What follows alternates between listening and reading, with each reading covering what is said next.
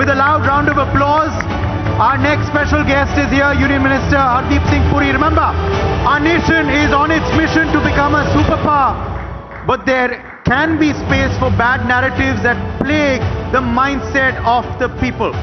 Absolutely, and to carefully understand the importance of battling such fake narratives from across and within the borders, we have none other than Union Minister of Petroleum, Housing and Urban Affairs, a former diplomat, and he knows precisely how important narrative is in nation building and global footing. Absolutely. Before I invite Mr. Arnab Goswami, founding president of NBF and editor-in-chief of Republic Media Network, to take this session forward, could we please have an AV on this special session with Union Minister Hardeep Puri?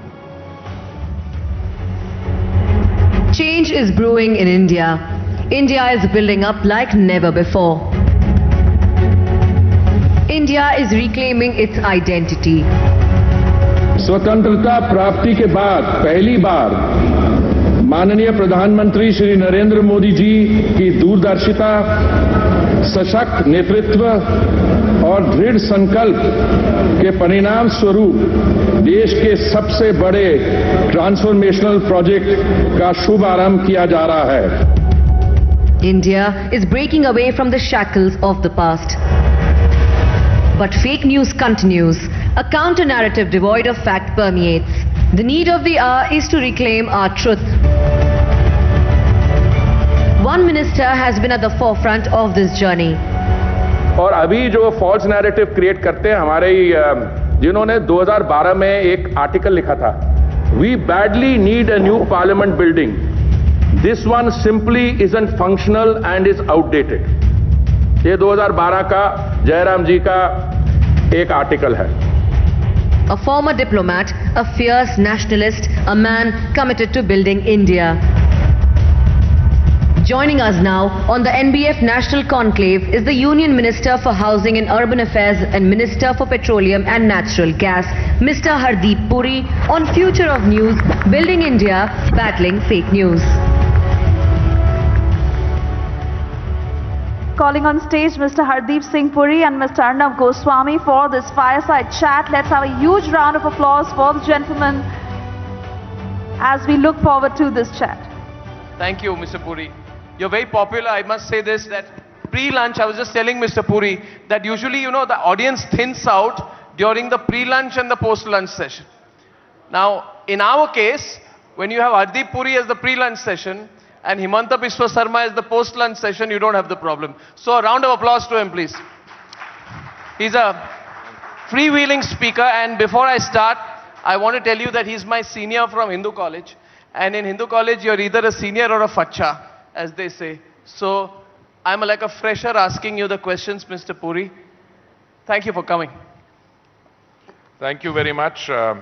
Anyone who's had the privilege of being grilled by you in Republic, on Republic, or in Times Now before that knows exactly what he's in for, and that is what makes it more worthwhile. Oh, thank you very much. I'll try my bit.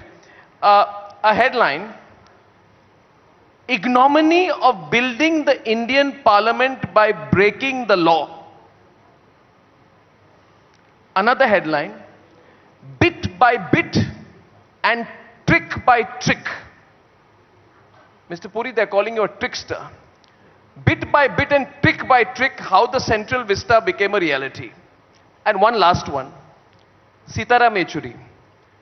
20,000 crore central government money spent on the new house for the Prime Minister and other beautification schemes.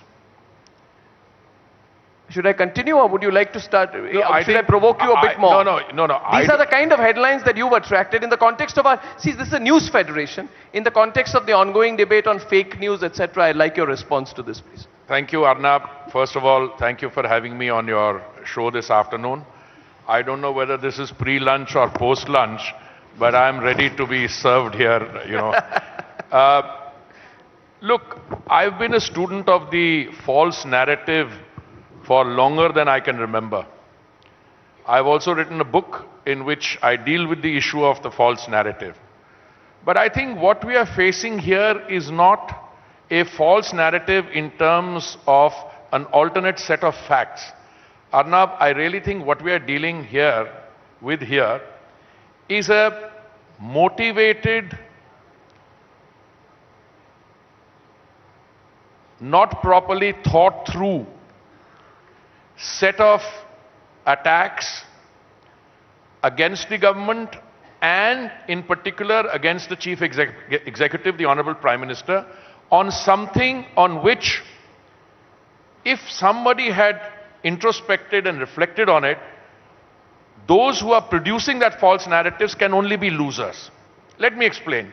All those quotes you give, and there are many more that come to line. First of all, legality. My issue is who owns the land? The government owns the land. Where are government offices situated? In the capital city, many are situated outside and the government pays 1,000 crores by way of rentals.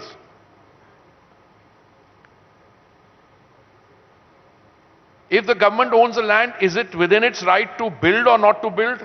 The answer is yes. So how can you say it's illegal? Then, lie upon lie. Now, first of all, I would be surprised if it came from people who are not educated or who are not aware of the environment within which they work. But let me share with your audience that I once appeared, and I think you had a clip on that there, when somebody brought to my attention a letter signed by 106 retired civil servants, amongst them former cabinet secretaries, amongst them former foreign secretaries. And the letter went on to say that the new parliament is being constructed because there is a feeling that the old parliament building is jinxed. Therefore, you need a new one.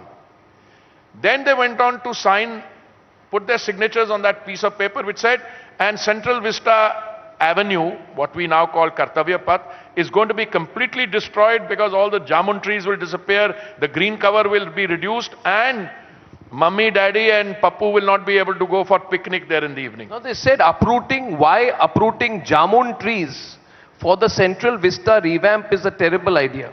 Now, I addressed that in the press conference and I said precisely what I'm going to say now. I said, ye kaun padhe likhe vidwan hai jinhone apna signature aise kagaz pe lagaya without either reading the contents or this thing. So it became fashionable to attack the government. So I took some of your colleagues, distinguished members of the Fourth Estate, to the Central Vista Avenue, what it was called then, Kartavya Path, when it was under construction. And I said, aren't you going to ask me कि वो जामुन trees जो uproot किए गए थे? So he said, हम आपसे पूछ नहीं सकते हैं because you're standing under one, full bloom. So from the Kartavya Path, not a single tree was uprooted. We replanted 101 acres of greenery. We built about, 19 kilometers of additional footpath. We built 16 bridges over the water bodies because the path, Kartavya Path, previously beyond the water bodies was not accessible. So all that is done. Now it's there for everyone to see. I have been traveling relentlessly. And I asked, what is the likely footfall going to be over the weekend on one day? It says 100,000 people. Now the people have accepted it, but the quarters from which that false narrative was coming, one of your colleagues, one of our friends... Why do you keep referring to them as my colleagues? Because you indulged them. Yeah, like you indulge me, sometimes you indulge them. But no, okay, I should withdraw that. No, but somebody is fixated on that domesticated pet, which has grown into a angry lion. Yes. Now, 3 angry lions. 3 angry lions. So I had to write a polite letter saying, look, my friend, the original Sarnath lion is on the ground. Its height is 1 meter something. When you take an emblem and you have to put it on top of a parliament building, it's not on the ground level, it's at 33, 34 meters high, and it is 7.8 meters instead of 1 meter in terms of length. So you take something like this, obviously the mouth will also open up. And what you thought was a domesticated pet earlier now looks like a normal lion. Yeah. But they go on and on. But I have a question for you. See, Mr. Puri, there are 78 channels part of this federation. I want to tell you about 3 years back we started the federation. We said these channels must have a voice. And we said we want to de-Lutyanize the media in India. Lutyens being not a demographic or a geographical idea, it's a state of mind. Mindset. So we are all de-Lutyanized in our mindset. Question to you, sir. These people can't even agree on how much you spent. Somebody says 20,000 crores. Anand Sharma says 25,000 crores. Somebody else, Randeep Surjewala, says 13,451 crores. They can't even agree on how much money you spent. But why do you care for them so much? In the sense, allow me to complete. One more side. Sir, this media is a very marginal media. These websites, with the respect to them, who sometimes react to you are very tiny, very small, and the only thing they enjoy is your response. And they like saying the odd thing, tweeting the odd thing. In terms of mass reach and mass impact, they're negligible. Sir, before you have 78 channels. Each of them would reach to crores of people each. There are some networks here who reach 500 million people on a monthly basis. Do you, since this is a federation of channels across India, do you feel too much emphasis is given to one or two websites or one or two channels that operate for a small and limited audience out of this city? Sir. I should be very careful before I answer that question. Sir. On the importance of the media, the importance of a federation, entirely I agree with you. Okay. In any democracy anchored in the rule of law, which believes in free speech, clearly whatever anyone says is important. But why does it become important, and why do I need to respond? Because if I don't respond, then who was it? Goebbels, who said that if you take a lie and repeat it 1,000 times, someone might start believing it. Why I said initially that they had not thought this through, because one day the building will be ready. And then the question is how much you spent or how big is the angry lion will be clear, whether the jamun trees are there or not. I make the limited submission to you and to your viewers that a government which is sensitive to what is said is better off than a government which is insensitive. People say that, there are certain tendencies which are, authoritarian. I have lived 39 years in countries abroad. I was a member of the Foreign Service. I don't know of any other country at any given point of time where the ruling democratically elected government is abused so roundly and in such vicious terms, and people say that democratic things are under this thing. The only time that democratic credentials were under threat in this country is when civil liberties were curtailed in 1975. Today, anyone can get up and abuse anyone. So I think good defamation, libel laws is the answer.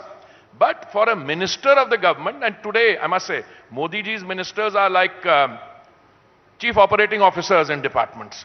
Now, excellent. Where you have to take cognizance even of criticism. Now you come to the question of cost. By anyone who knows anything, this is an open tendering business. So we have what are called budget estimates.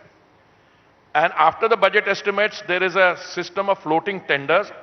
Very often, the budget estimates are very realistic and the tender is close to that, but it is always lower.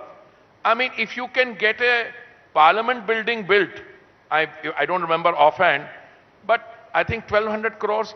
Correct. How is the Prime Minister's house, whenever it's built, going to cost 20,000 crores? I mean, it stands to reason. The total cost of the project, which means 8 new central secretariat buildings, all that. But we will only know when the tenders are done. We are at a very initial stage yet. We've done Kartavya Path. I think the budget estimate was, 600 crores or something like that, and we've got it done for, 450 or so, as far as I remember. So, as I said, this is not just make-believe, but they tried to create a narrative to somehow say that during the COVID pandemic, the government was being wasteful and building. I went hoarse trying to tell them that the COVID management is a completely different thing. And look, again, the facts speak for themselves. We have, rather the system, the Prime Minister's operation have resulted in 219 crore vaccine doses to be distributed free almost to all our citizens. True. Whenever I go into a public debate, I ask people, is there anyone amongst you who's not had 2 shots? Not a single. And I ask, many of you have had 3 shots? Hands go up. And what was the opposition saying then? Mr. Jairam Ramesh, one of the gentlemen whose quote you read, said the government is not completed the clinical trials for the domestically produced vaccine, Covaxin. Otherwise, government must have applied its mind, government must have done something. Now, I'm not sure if that argument being advanced then was designed to facilitate the import of expensive foreign vaccines. You're saying political parties can become a conduit or lobbies for corporates? Well, I'll give you another example. There is a Yuva Neta. Now, you don't require much imagination. How old is he, sir? Looks 25, maybe 50, I don't know. He turned around and said, Modi ji, हमारे बच्चों की vaccine कहाँ है? And me in my normal style, I said, Rajasthan में जहाँ आपकी सरकार है, उसके वहाँ पे आपने कूड़े में फेंक दिया, और पंजाब में आपकी सरकार है, उस समय थी, वहाँ पे आप मुनाफाखोरी कर रहे हैं. So that vaccine, when we are talking about false news, false narrative, it's not anything I deal with. Anything I deal with. It comes because there are... Is it changing? Because I saw recently things are changing, like a magazine that is constantly against India and keeps abusing India, maybe to reach out to a particular audience, has now started accepting that we are one of the fastest growing economies. You know why it's changing? Why? Because the reality is asserting itself. You're right. You're right. But I'm 100% sure. But I get angry. I'll tell you why I get angry. I'm told this is Bloomberg. I'm not sure. Look at this headline, gentlemen. And by the way, Mr. Puri, your next answer it will be my last question. Open it up. By the way, Mr. Puri has been one of the finest diplomats representing India globally and especially in the United Nations. So there is something we need to ask him here. When this news agency says Britain drops behind India to become the world's 6th largest economy. Look at this. Britain drops to become the 6th largest economy. I thought the one that is becoming something is the one which is... No, see the next line. See the next line. The former British colony jumped past the UK in 3 months to become the 5th largest economy. They are describing India after 75 years as a former colony. I'm talking to you about mindsets. You've talked to me about falsities, information war internally. But I also believe there is a greater battle externally. And I believe it's time we need a counter. I truly believe this country needs a stronger counter, but I'd like your thoughts on it. But before you throw this open, I have just one small comment. Please. You know, as a student of history, I can tell you that we had republics in the east of India, Vaishali, hundreds of years before Christ. We are a 7,000-year-old civilization. That British exposure, look, I'm an admirer of the UK. I have a lot of friends, so I'm not going to that. You've studied there, so I have to be polite. But where? At Oxford, don't do that? Oxford and Cambridge. Okay. Now, issue is the British interaction with us was only 190 years out of a total history of 7,000 years. So if we reclaim what is legitimately ours and shed aside the colonial mindset, that's something that should be celebrated. But these people are not accepting that. So I totally say it's not that India has become the 5th largest economy. I want to add something to that. India will be the 3rd largest economy in the world by 2030. Whoa. That's a good headline to give us, sir.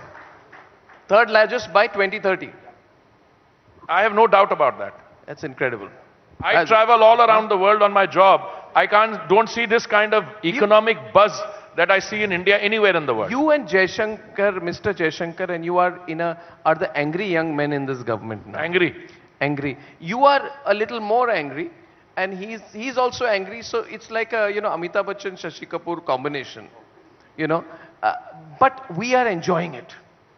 I enjoy it when you go to the US and elegantly lose your cool when it comes to questions about our imports of oil from Russia, for example, right?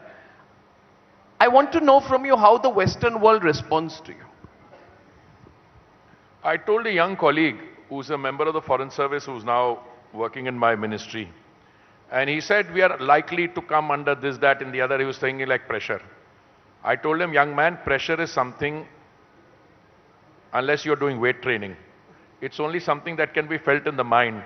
But if your mind is wired not to feel the pressure, I don't think there's anyone who can pressure Modi's India. Oh, Simply all that. Fantastic. Okay, opening up to some questions. All right, Uday, let's rotate a mic around a bit.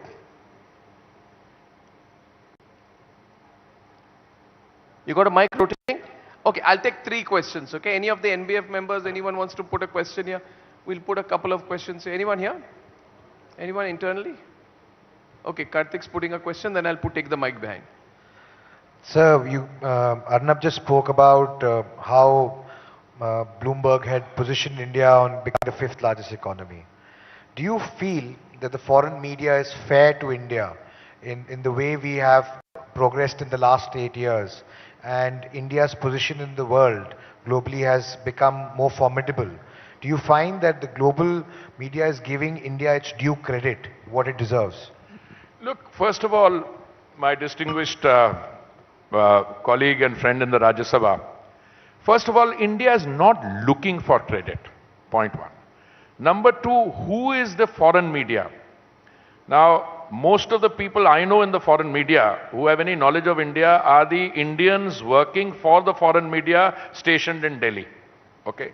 Now, they have habitually got used to looking for that narrative where something is going wrong. Correct. It's been part of their DNA. Snake Arey charmers bhai, wo logic. barish aa gayi. One colleague of my dear friend, the host, one day it rained incessantly, and there were 2 or 3 inches of water which collected in that underpath and Kartavya path. He said, and this MP, who's from a state neighboring here, said, 6,000 crores down the tube. Because down the tube, is a play on words. Why? Because 3-inch barish aayi, you collect hogi, the whole central vista is destroyed. And they showed some old pictures, okay, when it was under construction. Now, the chief operating officers of the department have to swing in. So I was abroad, I called the CPWD Director General, and I said, yaar, wo kya kehta hai? Nahi, the camp photo to ye hai. To maine ki ye kaun si photo? To purani thi, whatever. Nahi. And then somebody working with him was so illiterate, he turned around and said, we have just uploaded it from Google. But the uploading time is, you can upload an old photo and the time which will be shown will be when by that time it's gone over the world. By that time it's gone all over the world. Look, there is a sneaking streak, admiration and appreciation for what India has done. Even our worst critics will tell you India's COVID management, its healthcare sector reform, its contribution to sustainability, green energy, is second to none. Plus, the economy is growing at 7%, for heaven's sake, at a time when the largest economy is in a quarter-to-quarter recession, when countries in Europe are today in financial straits. So there is admiration. Is everybody happy about it? I'm sorry, Karthika, let me tell you, in our own system, we have 10 friends, 2 do very well. So, thoda sa to, अरे ये कैसे निकल गया? वो India में एक और होता था यार. Remember when you were much younger, when we were in the university, we used to call it the crab mentality. If a crab tries to grow up, all the others combine to pull him down. Yeah. So itni kharab nahi hai, but the fact of the matter is, why do you have countries lining up to visit India? Why is the Prime Minister on a personal level in a very dynamic, interactive summit diplomacy thing with all the leaders of the world? And the facts speak for themselves. There's a large country which is completely in lockdown, the major cities. And here I don't see a single one of us wearing a mask. Yeah. Sir, One more question. Just one more. Let me take it back, Karthik. One more. Pass it on to any one person, please, in the audience. Yeah, I know you've got lots of questions, but... Lots of hands are coming Lots up, of- but yes. Mr. Puri, can you just tell about this Ukraine-Russia war going on? How long it will continue and what are the political... You should address that question. Mr. Jaishankar, okay, You we'll should pass address that. that question We'll take to another my question. colleague or to One more question. the presidents of the two countries or the others involved in supporting them. Okay. Sir, I come from the 6th largest economy in the world, so I'm a little ashamed to be in front of you. But may I ask, you have covered this subject of battling fake news with great, really very, very good attitude to it. Why then is it necessary for government to intervene against fake news when the truth surely should be the best tool in battling fake news? Thank you, sir. Thank you. I'm not entirely sure whether I understood the question. If I think I got, there may have been a sound issue involved. What is the why does the government need to have a role at all in countering fake news? Shouldn't the truth speak up for itself? Yes, Is more or less truth is the best defense in all cases. Only problem is when you have the responsibility of running a government and a piece of false news goes around, social media, mobilization, etc., it can create devastating consequences. Let me give you, if somebody spreads the news that there has been a social disturbance somewhere, right. and the root goes away and says, well, denominationally this is happening, minority community, government does not need to counter everything. Therefore, everything that's written about me or my ministry, I don't counter. I follow our host's example and say, let the facts speak for them. Correct. But sometimes it becomes necessary in order to contain damage. Well, Mr. Puri, all I'll tell you is we love the way in which you fiercely counter the narrative. More power to you. And thank you very much for coming for the NBF, sir. Thank you very much. Thank you Sir, very thank much. you, Mr. Puri. Thank you. Thank you very much, Hardeep Singh Puri ji, for joining us in that riveting session, and thank you, Mr. Arnab Goswami, for moderating that session. We will, of course, be continuing these conversations through the day, of course, today, Niranjan, as we move forward in the NBF. Yes, we're breaking for lunch for exactly 20 minutes. 20-minute lunch. Ladies and gentlemen, it has to be a quick lunch because we have the Assam Chief Minister coming up after that. Requesting everyone to reconvene at 2:50 p.m. At 2:50 we reconvene and we have a superb lineup in the second half. At 2:50 p.m.